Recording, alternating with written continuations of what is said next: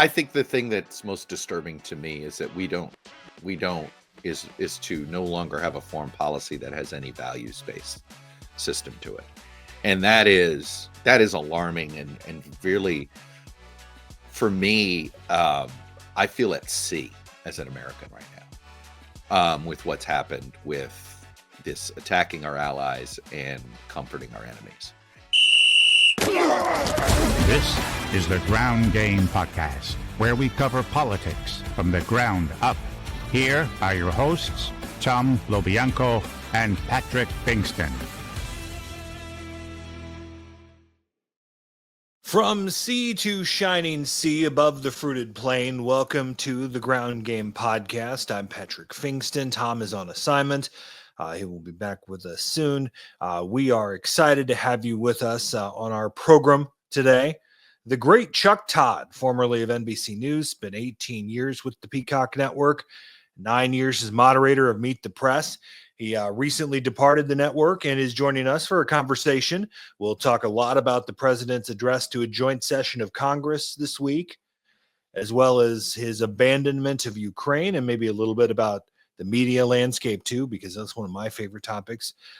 We'll talk to Chuck coming up. It has been a wild week or two since we've last been with you, including this week's address to a joint session of Congress, which I don't know why we don't just call it a State of the Union, even though it's a president's first term or first speech in a new term.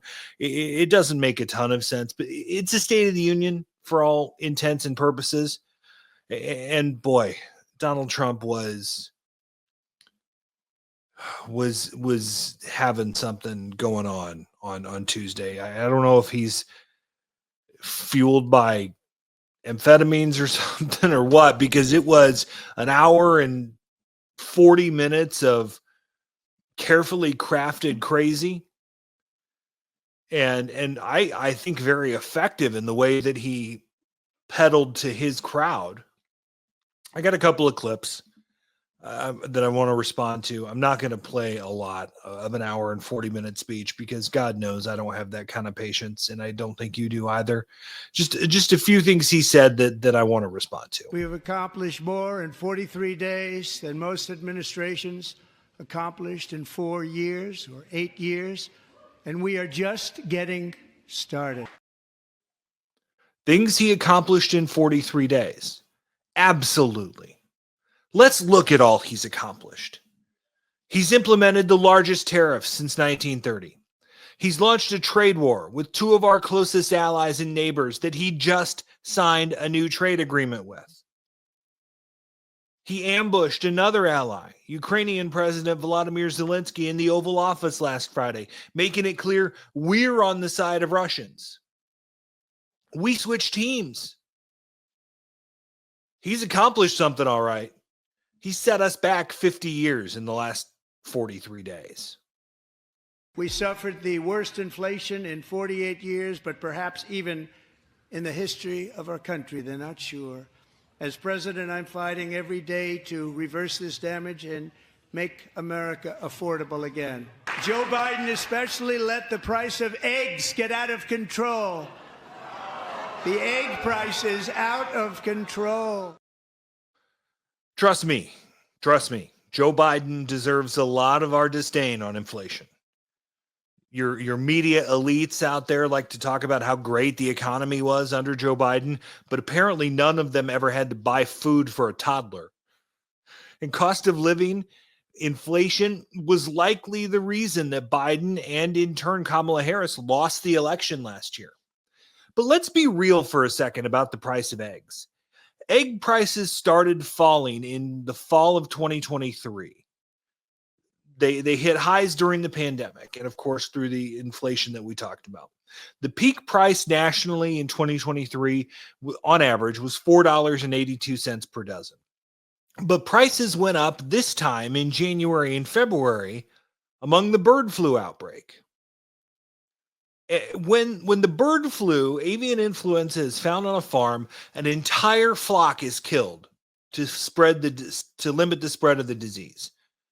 because these massive eggs farms may have millions of birds on site, just one outbreak can put a dent in the entire national egg supply. Put this into perspective. 158 million birds. 158 million birds have been slaughtered since this outbreak began just a couple of months ago. So, and what's the administration, what's the Department of Agriculture doing to help repopulate and clean things up and get things going? Not anything. Nothing new. I just checked the price in my suburban Chicago grocery store for egg prices. Recording this on Thursday. Dozen eggs, store brand, large size. You know how much they are? $9. $9. Thanks, Trump. And to that end, I have created the brand new Department of Government Efficiency, DOGE, which is headed by Elon Musk, who is in the gallery tonight. Because we are draining the swamp. It's very simple. And the days of rule by unelected bureaucrats are over. Unelected bureaucrats? Like Elon Musk? The unelected billionaire bureaucrat who thinks he's running the country right now? You don't say. And the problem is that most of the claims being made by Doge thus far are just complete and utter bullshit. They lie about things they don't like, including USAID and the Federal Emergency Management Agency.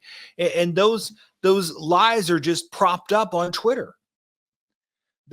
Here's some of the claims. They've claimed to cut ICE contracts, didn't do it. They've claimed to close Jimmy Carter's office, didn't do it. They've claimed there's widespread Social Security fraud, can't prove it.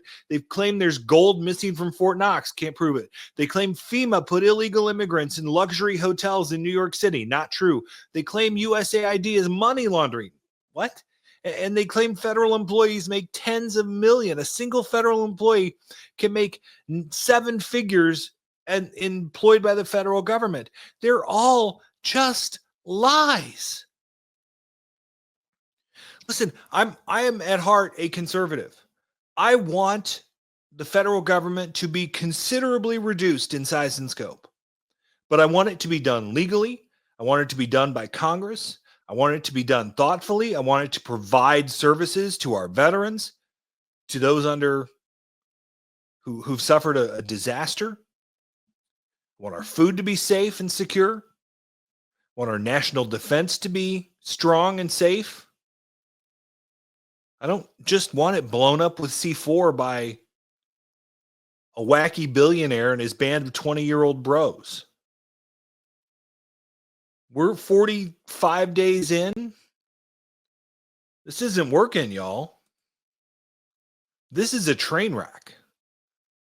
And it's coming off the rails right in front of our eyes. Let's get to Chuck Todd. It's time to go in the huddle. You know this guy. You've seen this guy before. He spent 18 years, almost 18 years with NBC News and was Chief Political Analyst, was moderator of Meet the Press from 2014 to 2023. Recently left the Peacock Network for greener pastures. He is Chuck Todd. Chuck, how are you? I'm great. Thanks for having me. Thanks for taking some time. The world of independent journalism is the water's good. It feels good. It's like one of those Turkish baths or something. You know, it's good times. So, all right, let's start with the train wreck of this week. That was the Trump joint address or address to a joint session of Congress, since we can't call it State of the Union for some reason. I think, and I'd be interested in your thought on this, that it was incredibly effective for his base. Right. And for people who are low information voters. Look at all the stuff he's doing. Look at all these stupid things in Africa that we don't care about.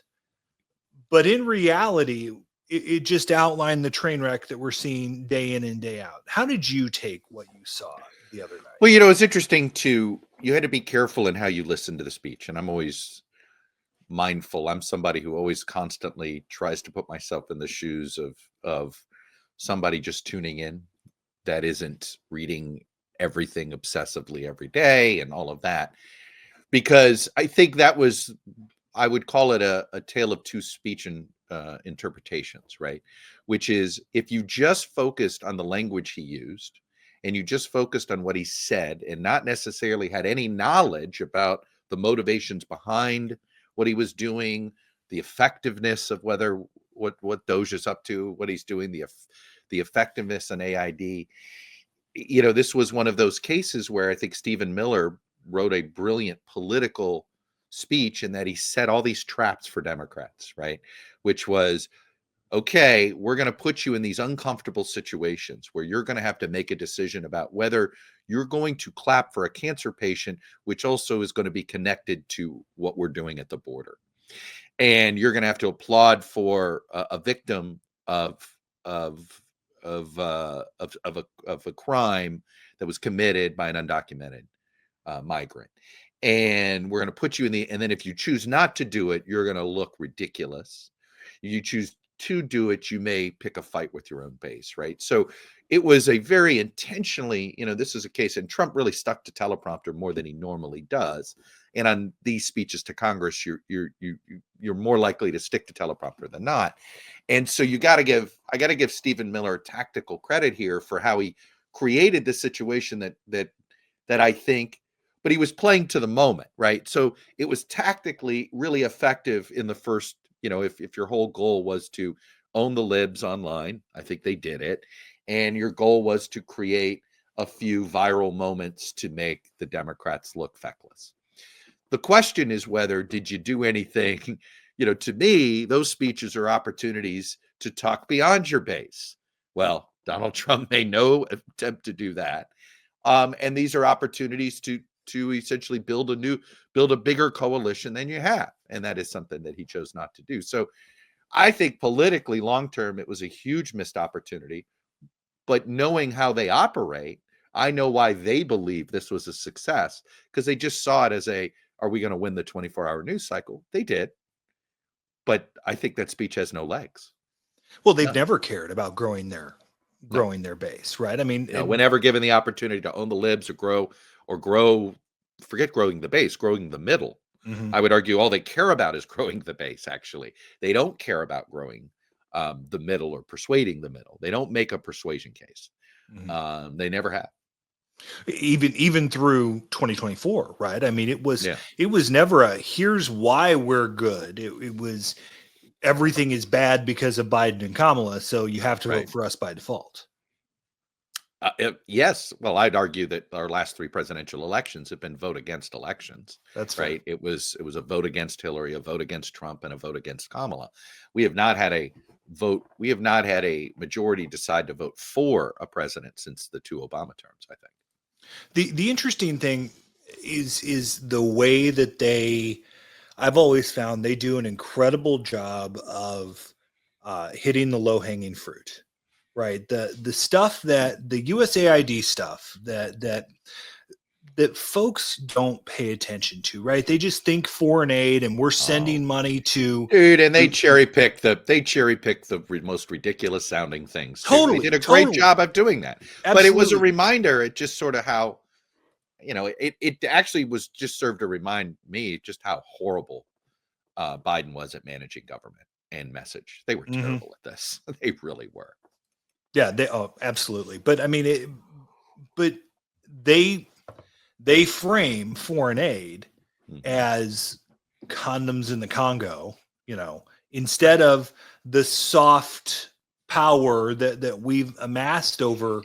It's no different than migrants eating dogs. It's migrants eating dogs. It doesn't matter whether it's true or not. You've just defined migrants invading a community. I do. And that's all they cared about.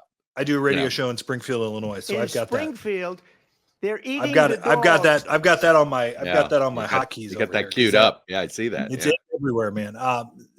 It's just. I mean, it shows that the low information, not even voter, but just the people who aren't paying attention are the people that are directing our politics today, right? That everything is being charged by someone who's pissed off, or someone who's angry about something, or someone who has one thing that makes them mad, instead of this broad sense of ideals, the broad sense of the things that made me a Republican as a conservative many years ago. It's just all driven by grievance now. It's really, I think the thing that's most disturbing to me is that is to no longer have a foreign policy that has any values-based system to it. And that is alarming and really, for me, I feel at sea as an American right now, with what's happened with this attacking our allies and comforting our enemies. And whether it's with trade, right now there's no better investment in the world than the ruble. And you're just sitting there going, how did the United States orchestrate a situation within 45 days of a new president to make the best investment in the world the ruble?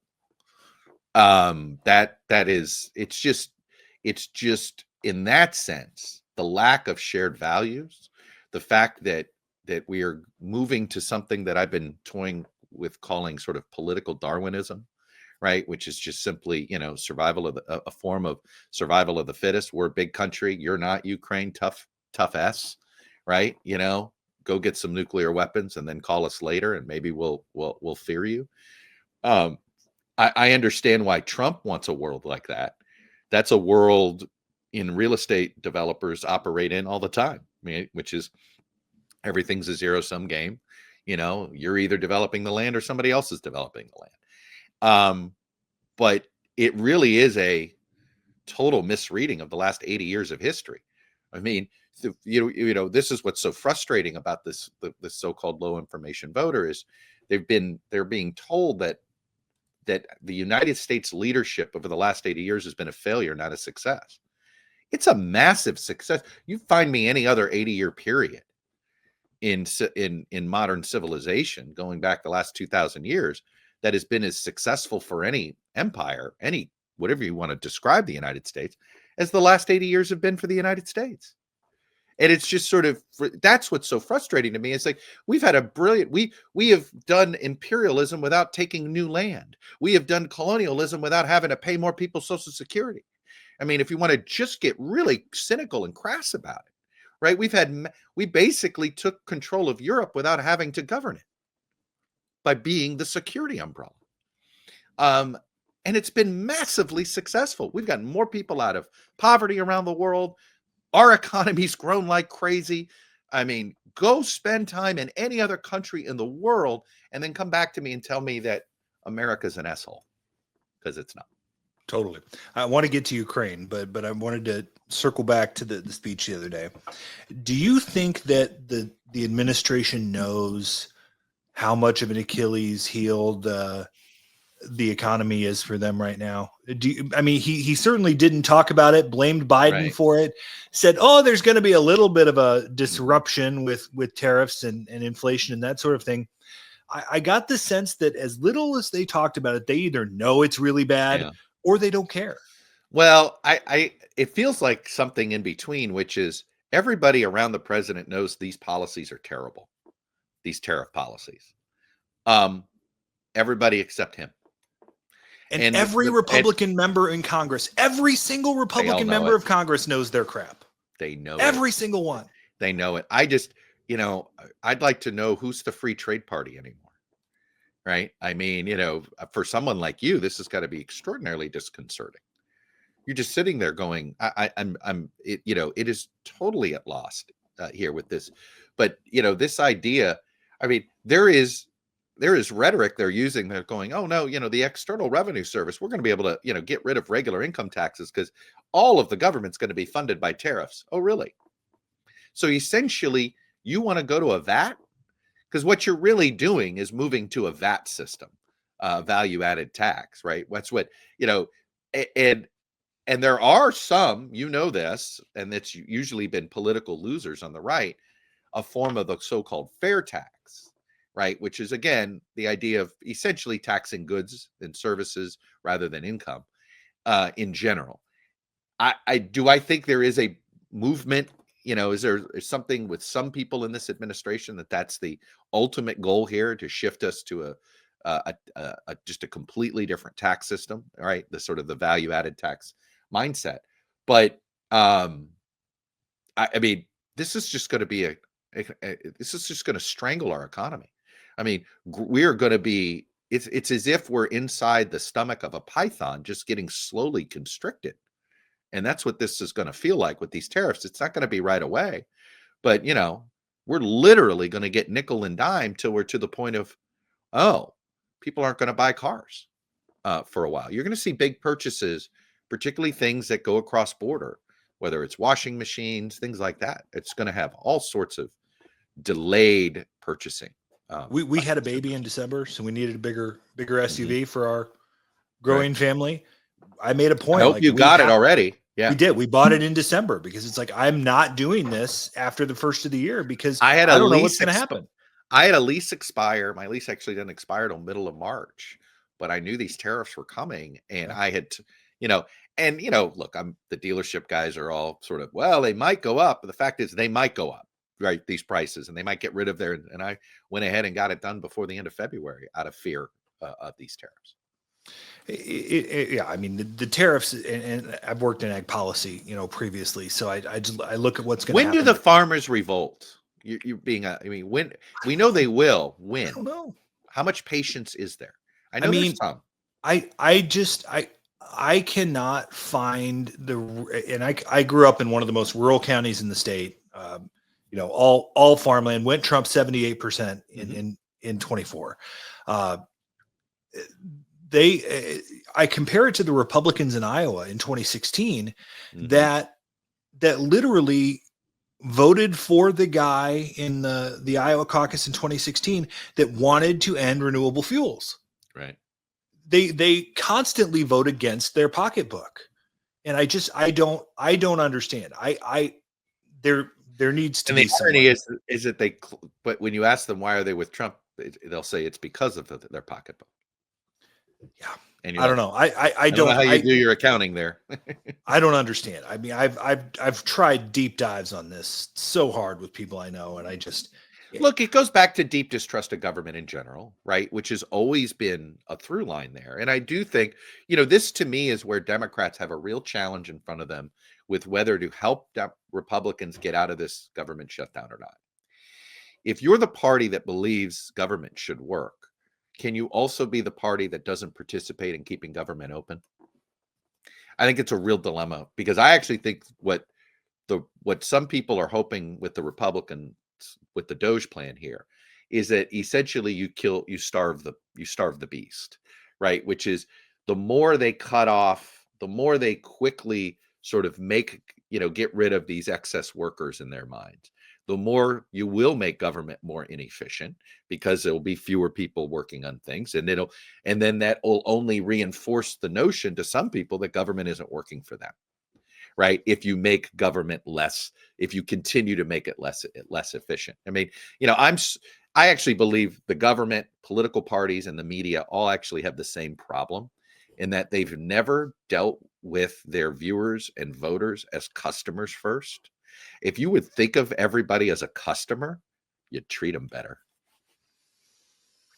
That would explain a lot of government services, wouldn't it? I mean, and I mean, again, as a conservative, I am all for reducing the size and scope of the federal government, right? Like I one of those people that doesn't believe there needs to be a Department of Education, because it's mostly just a funding source, right? It doesn't actually direct policy, but do it the right way. Do it through Congress. Make people actually go on the record to. Hey, they finally agreed that maybe they'll take the Doge cuts as recommendations and then vote for them as one package for rescissions. Thank you. At least make it constitutional. Will you please do this legally? Because here's my greatest fear of what Doge is up to, is that they're going to be willy-nilly with getting rid of these contracts. And what's going to happen? Civil lawsuits. And what's going to happen? You and I are going to have to pay all of these contracts out, because guess what? The law is the law in America, and contracts mean something still, because if they don't, Katie bar the door. But I actually think it's going to cost, the way Doge has gone about this, it's going to cost taxpayers more money, not less, we're not only going to be on the hook to fulfill contracts that they canceled willy-nilly. My guess is we're going to end up on the hook for restitution when companies claim that they had to file for bankruptcy because of the way the government started and stopped and started and stopped. Like, you know, that there's going to be legitimate civil cases about that by small businesses. One more thing on the speech from this week, if you'll permit. I just felt like Democrats showed just how out in the wilderness they are, without any idea how to respond, without any idea how to organize. You look real tough in your pink suits, and your little ping pong paddles. I thought Alyssa Slotkin did an admirable job giving a speech from 2011. Right. I mean, it did not meet the moment. They're not showing outrage. They're not showing why people should actually care. There's no outrage, even if it's manufactured. And how much of politics is manufactured outrage anyway? I feel like they are completely lost. You know, it's funny. It reminds me, I professionally started covering politics in 1991, 1992. And the hangover from 88 was the huge influence of the for Democrats back then. And in 1989 and 1990, there was this massive fight between sort of the legacy left, which was the labor of the 70s, versus these new governors from the South, like Bill Clinton, Chuck Robb of Virginia at the time, Zell Miller in Georgia, and back then it was called the DLC. And it feels like we're in a similar moment. Now, what's ironic then is in 88, Democrats got their butts handed to them, right? 400 electoral votes for Bush in an election that literally 3 months earlier they thought they were going to win, let alone not lose by over 300 electoral votes. On paper, they narrowly lost this. I mean, very narrowly lost. And yet I vacillate here. I think that the Democratic Party of America reminds me of the last time labor lost in Israel. And I say that because there is no Labor Party anymore in Israel, where suddenly the opposition to Bibi had to become this sort of coalition, right? There's always been a majority of Israelis against Bibi, but they've never been ideologically comfortable with each other in order to have they've a couple of times been able to form governments, right? They've created new parties, Kadima, which was a centrist party. And I wonder if the Democrats are about to go through that. This is more than just what happened to them from 88 to 92. And look, I'm mindful of that period. I remember a book that came out right after the 88 election that called the Democratic Party the Permanent Minority, right? Literally 3 years later, they control the House, the Senate, and the White House, right? So we know that the secret sauce of any political party's recovery is overreach by the party in charge, right? So I am mindful of that, but boy, Democrats feel less sure of themselves than even how they felt, even after 2004. You got the sense that there was an ascendant wing of the party, that even though Howard Dean lost, there's something happening over there, right? And Barack Obama was able to sort of capture that and sort of give it life. I don't get that same sense, right? In many ways, I go back, I actually blame Obama for this current situation. The Democrats are in because Obama made the choice not to have an heir apparent, right? Donald Trump has made the choice to try to have an heir apparent, right? He went younger with his running mate.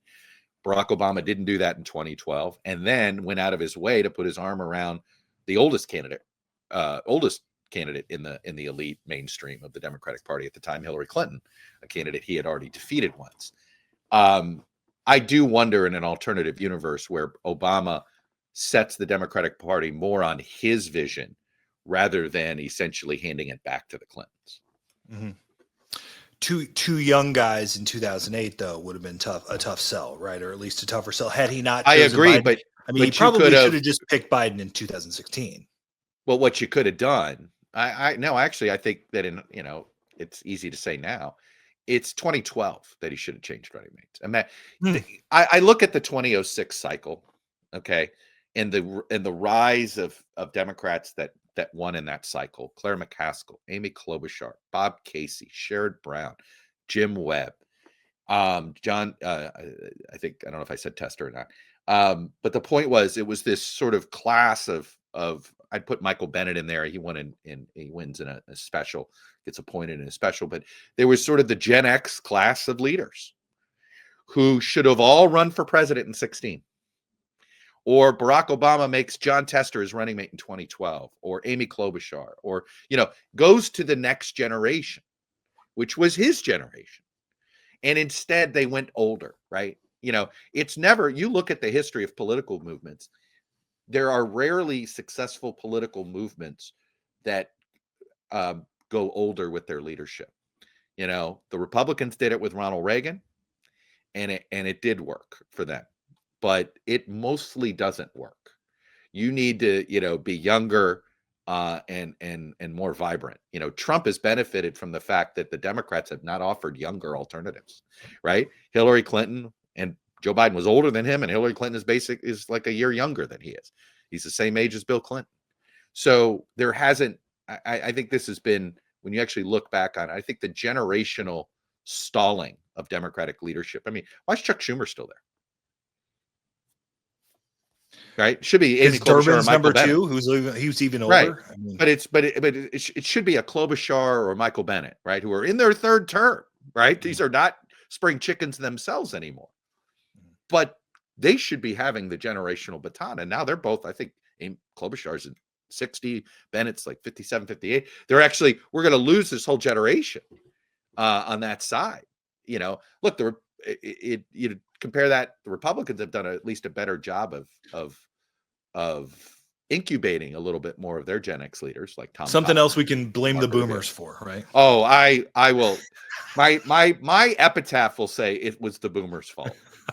I mean, they created. I mean, look at the entitlement problems we have. Or government has been defined by patronizing the boomers. Whether it's not touching any entitlement ever because it's fear of the boomers. You know who doesn't get any benefit of the doubt? You know who doesn't get anybody worrying about them? Gen X, right? We went from the boomers to the millennials, right? We're a smaller generation, Gen X, and we continue to get screwed out of leadership, screwed out of benefits, and yet we're the generation that is frankly had to pay more dues and get less handouts than any of our previous compatriots. As an elder millennial, I would argue we graduated college and then the economy collapsed, and it's not. I understand. A lot of fun since then, so it hasn't all. But politically, millennials are certainly becoming a force, right? I actually think if I were a Gen Xer, I am a Gen Xer. I feel like I've got to find. I've noticed that older millennials are sort of aging into my rants. It's sort of like, welcome to paying a mortgage, welcome to kids, welcome to His hair didn't get white on its own, baby. Right. Well, if you look at it, right, there's sort of the millennials are in that, those with kids and those without kids vote completely differently right now. Absolutely. I did want to mention Ukraine. I mentioned we have a new baby. I was up with her last Friday night, did my radio show Friday morning, was exhausted, had a quiet day, took a nap, woke up, and we changed sides. We changed teams. I am unbelievably tortured by this. I know. Because this is worse than like Lend-Lease, where we were still at least on its face. We were rooting for the Brits. Yeah, right? we were rooting for the West. Rooting for them to beat the bad guys. We're right, not we at rooting least for wanted them to them beat to the bad guys anymore. No, this is what the hell happened, Chuck? This is there's it's interesting. There's a lot of people trying to ascribe motive with Trump, right? Is this what's his affinity for Putin? Does Putin have something, this or that? I think we underestimate the way he views the world, right? Everything's binary. Everything has to do with, what does this mean for me, right? When you're over here. And in his mind, Ukraine caused all of his political problems, right? Everything, Trump never accepts any responsibility for what he does. It's always somebody else's fault or some other entity's fault. And his loss in the first term was due to these witch hunts, due to Ukraine not helping him with the Biden working against him. So I think he's just views, everything is very, are you with me or are you against me? And Zelensky was against him in his mind. And Ukraine worked against him. And so I actually believe Donald Trump could pull a Jack Nicholson from A Few Good Men here and says, "You're goddamn right. I worked with Putin. Wouldn't you? Hillary was working with the Ukrainians. I had no choice." If he went out and said that, I think there would, how many Senate Republicans would be outraged publicly? Maybe None, because they Murkowski. don't have a spine. Maybe Murkowski. Maybe. Susan Collins would be very concerned. She'd be, it's very concerning. Always very concerning. Yeah.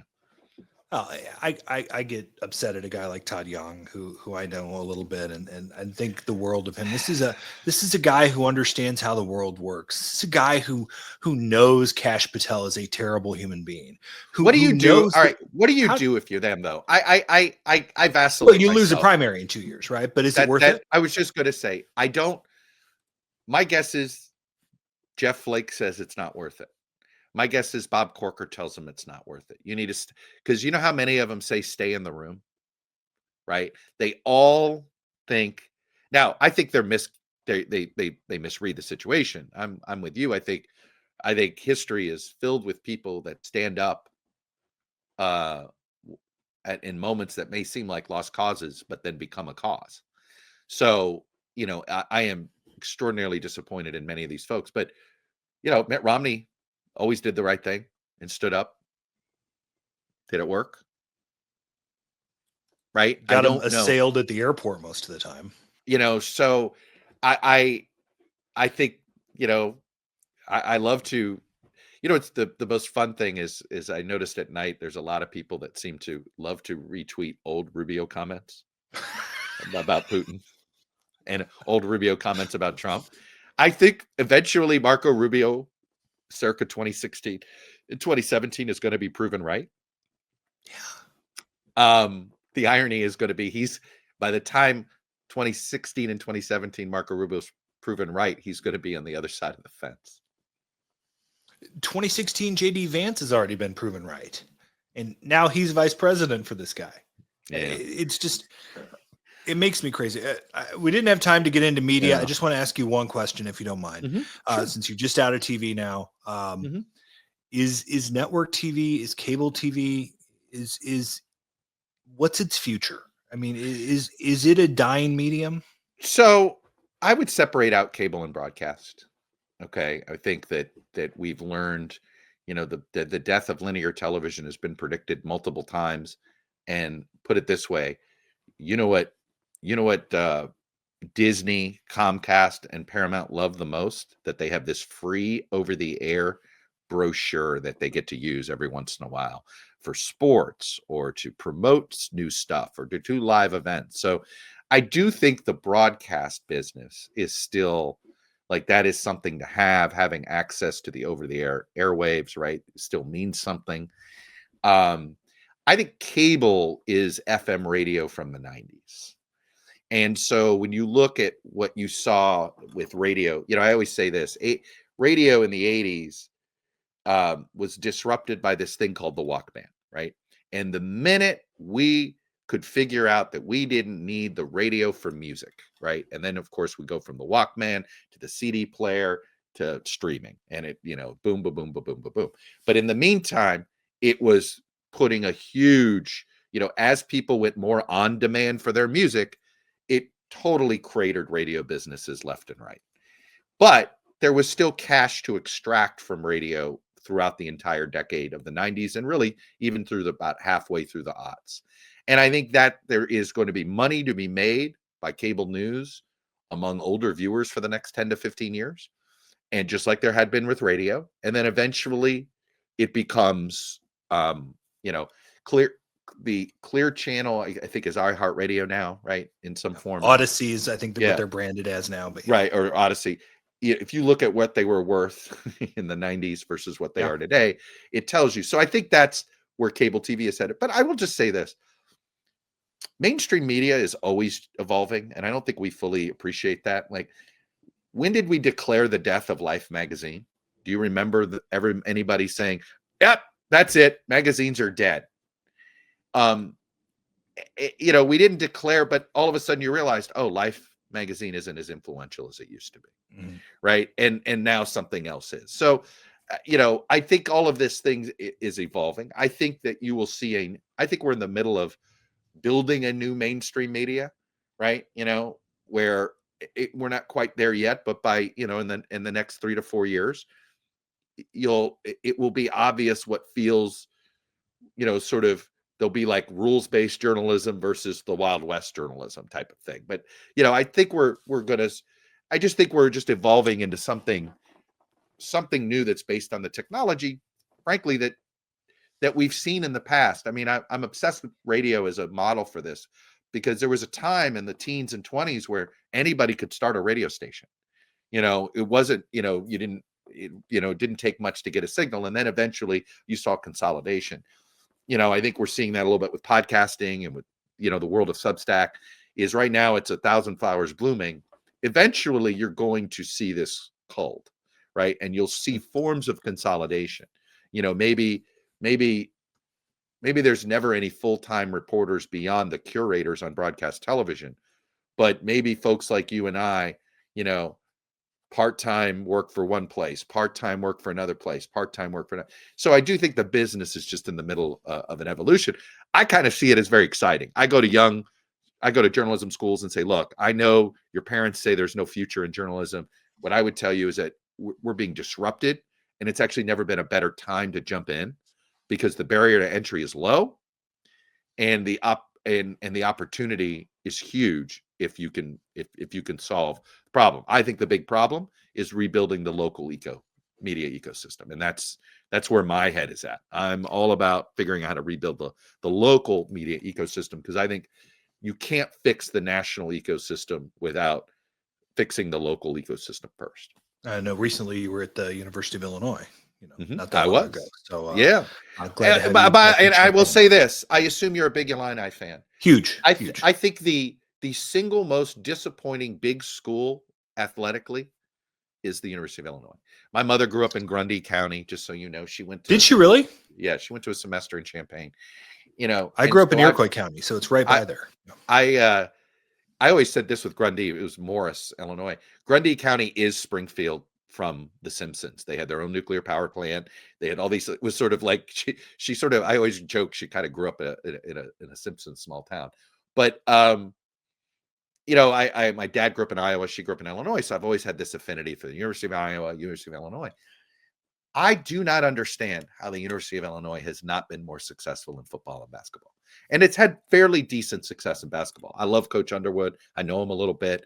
I think that dude's got a vision. And I think in this NIL world, he's a good guy to have here. But it's a head scratcher to me why Illinois football has always been such a challenge. This basketball season has driven me clinically insane. I've got other Illinois friends who are upset, and I'm like, Underwood's become my pal. I'm not going to blame him right now. I think you're seeing what happens when you have to make a new team all the time, a new culture every year. It's hard.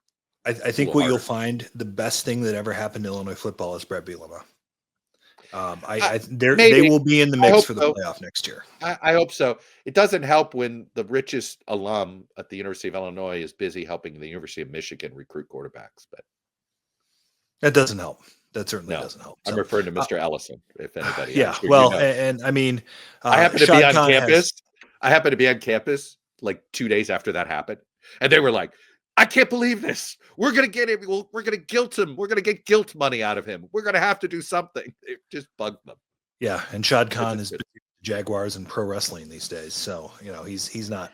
Well, you guys should host a wrestling, at the Champaign Arena there. Yeah, they did. They did AEW one night at State Farm Center. But all right, but I'm already over our time. One last thing to mention: we've met before. All right, June 2017. My wife and I were guests of yours at Meet the Press. Very cool. Back in the day. Nice. Look at you. You're ready with props and. I mean, are you a one-man operation? Do you have a little help? I got a crew. I don't really have a crew. It's mostly just me. It's going to Facebook and finding the old photos. So good for you. But thank you. That enough is a chore for me. Sometimes I can't find that photo. Yeah. It's all in a library now. In Facebook. That's all it's for now is photo storage, right? So, right. Chuck Todd, thank you so much. A pleasure to talk to you. An honor, and I hope we can do it again sometime. Thanks for asking. I enjoyed it a lot. That was great. He's awesome. I'm what the kids would call a Chuck Todd stan. Appreciate you. Appreciate him taking time with us. Appreciate you joining us here on the Ground Game Podcast. Like, subscribe, follow us on YouTube. Follow us on Twitter at ground_game_pod. You can find us there, interact with us. We'll do some Q&A next time we're here.